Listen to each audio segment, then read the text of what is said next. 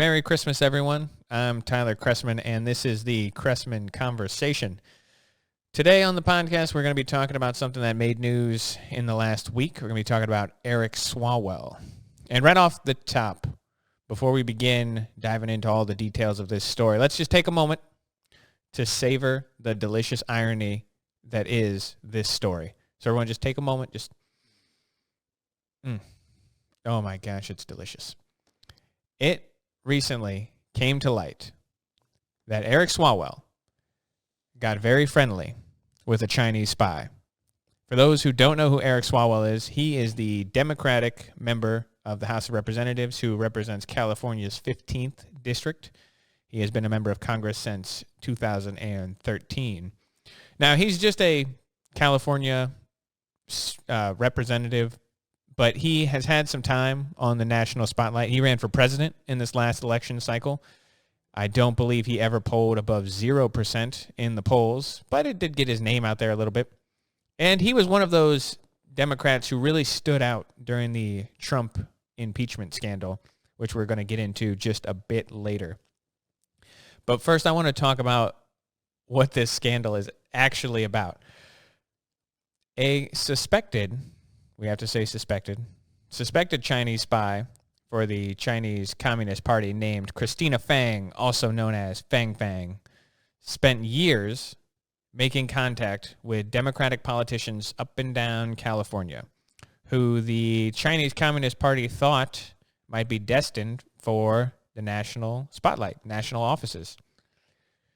This Chinese spy had confirmed sexual relationships with at least 2 Democratic mayors. That's 2 that we know of. And she had relationships with other members of the Democratic Party as well. It was leaked this past week, some FBI reports, that she had been close to Eric Swalwell. And when asked if their relationship was more than just friendly, he has remained absolutely silent, which is as damning as flat out just copping to it. There's a good rule of thumb. If you can't say you didn't sleep with the Chinese spy, it means you slept with the Chinese spy. It's an old saying. And Fang Fang was pretty close to Swalwell back in 2014. She threw him a fundraiser for his re-election campaign, and his office wound up hiring her to work as an intern in their office. Before we go a little bit farther, let's actually take a look here real quick at some pictures we have.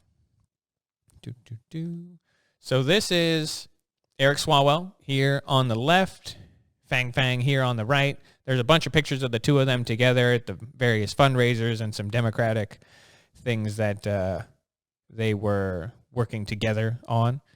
And then this picture right here is one of the mayors that she is allegedly had some physical contact with. And looking at this picture, I think it's safe to say that I don't know if I love anything as much as Christina Fang loves communism. Looking at that picture, I think it's safe to say she is committed to the cause. Let's leave it there.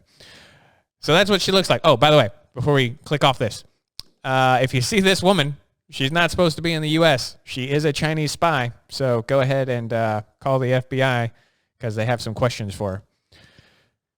Moving on. Now we know what Christina Fang looks like. So it's important to say this. There's no evidence that Swalwell did anything illegal or anything of that nature. The FBI basically has come out and he was very cooperative with them. It doesn't look like he passed any confidential information along one way or the other. So nothing like that happened that would lead anyone to believe that Eric Swalwell is some sort of traitor. However, there are a lot of questions about the incident that are unclear, things that we really should know the answers to. Again, he has been rather quiet. The only statements that he's come out and made is said that when the FBI informed him that she was a spy, he was very cooperative, but he hasn't actually talked about their relationship very much. Now, why at the beginning of this podcast did we take a moment to savor this story?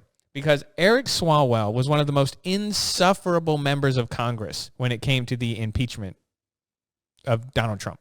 He was one of the most vicious attackers. And it's just, he was so much so that he wrote an entire book about the impeachment of Donald Trump. One of the most vocal critics of Russiagate in the country. And it's safe to say, Swalwell chased the Trump-Russian collusion nonsense like it was a Chinese woman who loved to redistribute wealth. He just was all about it. He couldn't stop himself from just jumping in at impeachment every second. You asked him how the weather was, and he would tell you, well, the weather's great in Russia. Why don't you ask Trump? He is not, he was insufferable. We'll use that word again. Not, just nonsense. Just every day from that guy. And so we're savoring this because of just the delicious irony. He may not have done anything wrong. He may not have been a pass-through, but he fell for the Chinese infiltrator while at the same time talking about Trump, Russia incessantly. And we read the Mueller report. We had a special investigation. We did this entire thing for years and years and years. It dragged out. And people have pretty much forgotten about it. People don't talk about it anymore. We obviously have bigger problems in the country right now.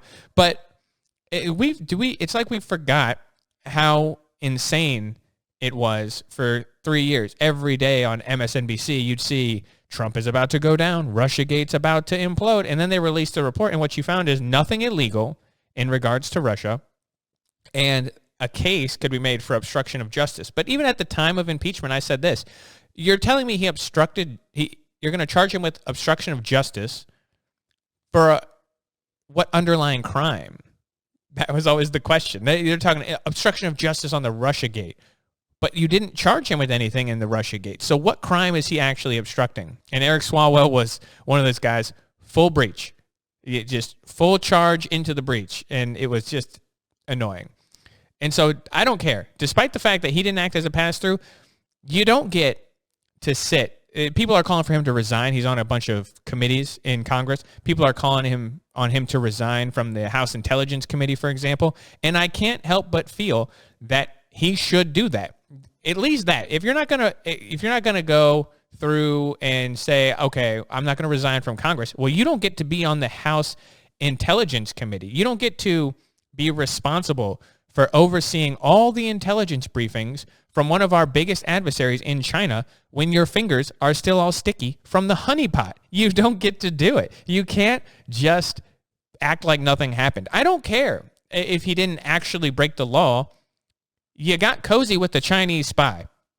Maybe it could happen to anyone. Maybe if a beautiful Chinese spy cozied up to somebody in Congress, any member of Congress, they'd fall for it. I don't know. Maybe not. But even if you fall for it, and even if it's an accident, and even if you didn't break the law, you don't get to sit on the committee. You should resign. So it's ridiculous. Nancy Pelosi's coming out and defending him. I still trust him. He's a good dude. I don't care. Doesn't matter. I don't care how good of a dude he is. You can't be a member on the Intelligence Committee. You just don't get to be anymore. So it's just, again, the irony here is too much. And everyone on the Democratic side is just content to ignore it. But let's stop for a second. Let's stop beating up on Swalwell, and let's talk about the larger issue. This is a great example. This story right here is a great example of why the West is always going to have a hard time competing with China. China has one political party. They hold all the power. The Chinese Communist Party holds all the power in China. And because of that, they don't have to worry about the day-to-day bickering, the day-to-day politics, trying to play nice with their opposition. They get to play the long game in a way that the United States and other Western nations never will. Christina Fang, she was going around and she was seducing mayors. She was seducing state representatives because China knows that local politicians, 10 years down the line, become national politicians. So she slept with a couple mayors in California. And you say, well, that's weird. Why would she do that? Because she realizes that local mayors, they run for national office and they win. Pete Buttigieg, he was one of the front runners for a brief period of time to be president. That guy's only ever been a mayor. And so it's a long game that China is playing. They're thinking 10, 20, 50 years down the line, while the United States has no plan for the future farther than the end of its nose. What is the day-to-day fight? That's what the United States focuses on. That's what our politicians in Washington focus on. They focus on what are we fighting about today? But they don't think 50 years down the line. They think 2 years down to their next election cycle. And that goes for either party. This is not a Democrat problem. This is not a Republican problem. This is a U.S. politician problem. They only think to the end of their term, and they're always worried about being reelected. There's no long-term global plan in United States policy. And you could say this for almost any westernized nation when it comes to combating China. The day-to-day, the one-party system is effective at some things. And one of it is they can just do what they want. And they don't have to worry about the consequences because they have autonomy. They can do whatever they want. There's no tension in their country to fight against them. It's not a good thing. I'm not saying it's a great thing, but it makes them a very difficult opponent to fight. And this story right here demonstrates it to the T. You know, you think about, it's like going around. China thought enough to send covert operatives into the United States to seduce relatively small town mayors. Just think about that plan for a second. Think about the fact that the Chinese government set that plan in motion, knowing that it's not going to do them any favors for at least 10 years or 15 years. Could you imagine a plan that the United States is putting in place today that they're thinking, oh, this is fine. We're not going to see the benefit of this for 15 years. I guarantee you there's not one. There's not a single one that has anything to do with anything. And this is scary. It's scary stuff, but also hilarious because Eric Swalwell is an idiot, and it's great to make fun of him. I'm not gonna lie. I take some pleasure in the fact that he fell for it. So anyway, that's all I wanted to say. It's just a brief overview of this topic and a little chance to poke fun at one of the most insufferable members of Congress, which we can never pass up here on the Chrestman Conversation, because we love to criticize people who are, kind of jerks, and he's kind of a jerk. So I don't feel bad making fun of him. Anyway, we're going to leave it there. I want to say that I hope everyone has a fantastic Christmas and a great New Year. I don't know. I think we're probably going to do another episode before the New Year, but if you might not watch that one, who knows? Maybe this will be the only one you watch. So everyone out there, have a Merry Christmas and enjoy some time with your family. Get some good gifts. Give some cool gifts. And just enjoy the season. We're going to leave it there for the day. I'm Tyler Chrestman. Merry Christmas.